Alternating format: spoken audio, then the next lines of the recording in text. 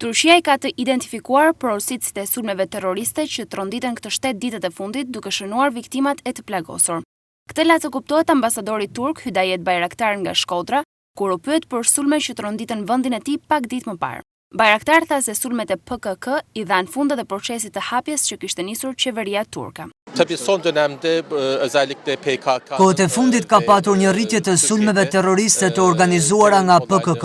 Në këtë mënyrë fatkeqësisht ata i dhanë fund procesit të hapjes që kishte nisur shteti turk.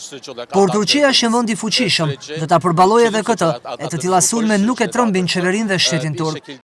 Ambasadori turk foli edhe për valën e refugjatëve që pritet të prekin vendin tonë, duke theksuar se nuk ka dieni se Shqipëria do të mbyll kufijt. Ai u referua rastit të shtetit turk që aktualisht ka pritur 2.8 milion sirian, një val në rritje këto 4-5 vite dhe prandaj duhet që bëhej të ndaj peshën në mënyrë të barabartë. Nuk jam në dieni se Shqipëria ka mbyllur kufit, por ka marrë masat e nevojshme.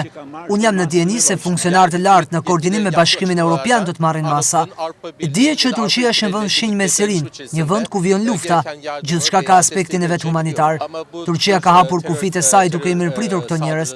Sot ne kemi 2.800.000 sirian dhe ky nuk është një fenomen i ri, pasi prej 4-5 vitesh Turqia po përballet me këtë val refugjatësh, që në fillim ne kemi kërkuar ndarje të kësaj peshe, dhe Turqia mendon se duhet të zgjidhet çështja brenda në Siri. Ditët e fundit, vala e refugjatëve që pritet të mësyjë vendin tonë është kthyer në kryefjalë diskutimesh mes klasës politike, ndërsa Bashkimi Evropian ende nuk ka një përgjigje zyrtare për menaxhimin e situatës.